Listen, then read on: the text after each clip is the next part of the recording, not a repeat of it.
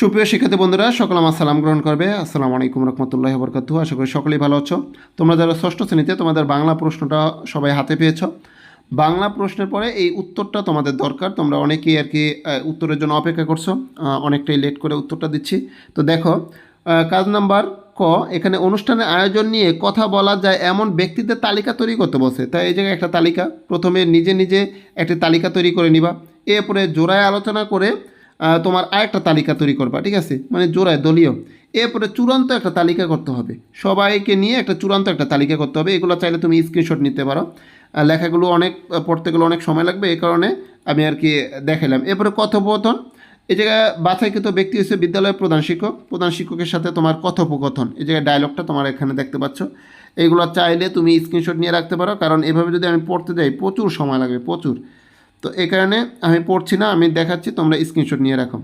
এরপরে খ নাম্বারে তোমার একটা অনুচ্ছেদ লিখতে বসে, এবং এই অনুচ্ছেদে তোমার ক্রিয়া, এরপরে সর্বনাম, এগুলোর ব্যবহার থাকতে হবে এবং প্রমিত ভাষায় তোমার লিখতে হবে, ঠিক আছে। এই যে একটা অনুচ্ছেদ আছে, প্রতিষ্ঠা বার্ষিকীর অনুষ্ঠানে আমি একটি কবিতা আবৃত্তি করতে চাই, এবং তুমি কি করতে চাও, এটা তুমি গান গাইতে চাইতে পারো, নাচতে চাইতে পারো, যেটাই হোক, তোমার এই জিনিসটা দিয়ে একটা অনুচ্ছেদ লিখবা। এরপরে এখানে ছক আছে, ছকের ভিতরে প্রথম শব্দ লিখতে হবে এবং এটার শব্দের ধরনটা তোমার লিখতে হবে, ঠিক আছে। যেমন প্রতিষ্ঠা বার্ষিকী বিশেষ্য, অনুষ্ঠান বিশেষ্য, কবিতা বিশেষ্য, তারপরে হচ্ছে আবৃত্তি, এটা ক্রিয়া, তারপরে স্বাধীনতা, এটা বিশেষ্য।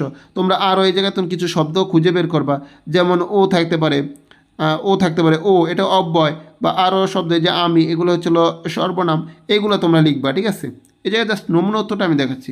জ্যোতিচিহ্ন সহ বাক্য এবং জ্যোতিচিহ্ন ব্যবহারের কারণ, এই জায়গায় তোমার জ্যোতিচিহ্ন সহ বাক্য দেওয়া আছে, এবং কারণ কেন, মানে কেন হলো, এই কারণে তোমার এই ব্যাখ্যাটা এই জায়গায় দেওয়া আছে। তোমরা একটু দেখে নিতে পারো, এই জায়গায় যদি পড়তে যাই অনেক সময় লাগবে, অনেকগুলো দেওয়া আছে, তোমাদের মন মতন তোমরা দেখে নাও। বিপরীত শব্দ বাক্য, প্রথমত বিপরীত শব্দ, আমাদের বিদ্যালয় প্রতিষ্ঠা বার্ষিকী অনুষ্ঠানের সকল শিক্ষার্থী অংশগ্রহণ নিষিদ্ধ। নিষিদ্ধ, এই যে নিষিদ্ধ, এটা বিপরীত শব্দ লিখছে। স্বাধীনতা আমাদের কাছে খুব গুরুত্বপূর্ণ কিন্তু দাসত্ব নয়, ঠিক আছে। বিপরীত শব্দ মানে বিপরীত শব্দ এবং বাক্য এই জায়গায় দুইটি দিছে। এরপরে প্রতিশব্দ ও বাক্য, প্রথমটা এই জায়গায় বলা হয়েছে যে প্রতিষ্ঠাবার্ষিকী উৎসবে আমি একটি কবিতা আবৃত্তি করতে চাই, ঠিক আছে। এরপর দ্বিতীয়টা যে এই কাব্যটি আমাদের ছাত্রছাত্রীদের মধ্যে দেশপ্রেমের জাগাবে, ঠিক আছে, অনুভূতি জাগাবে, ঠিক আছে।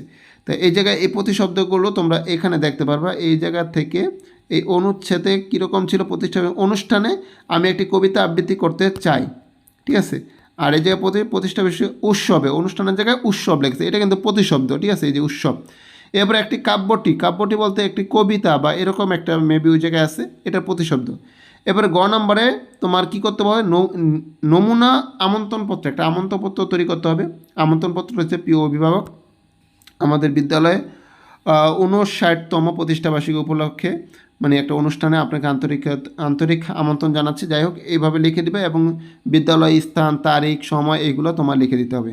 আপনার মূল্যবান উপস্থিতি আমাদের অনুপ্রাণিত করবে। ধন্যবাদ প্রধান শিক্ষক, এবিসি বিদ্যালয়, ঠিক আছে। জাস্ট নমুনা উত্তরগুলো তোমরা এখানে দেখছো। তোমরা এই অনুযায়ী বা এই নমুনা উত্তর দেখেই নিজেদের মতন করে অ্যান্সারগুলো সাজায় লিখবে, ঠিক আছে। তো আজকের মতন এই পর্যন্তই, দেখা হবে পরবর্তী ভিডিওতে। সে পর্যন্ত আল্লাহ হাফেজ, আসসালামু আলাইকুম।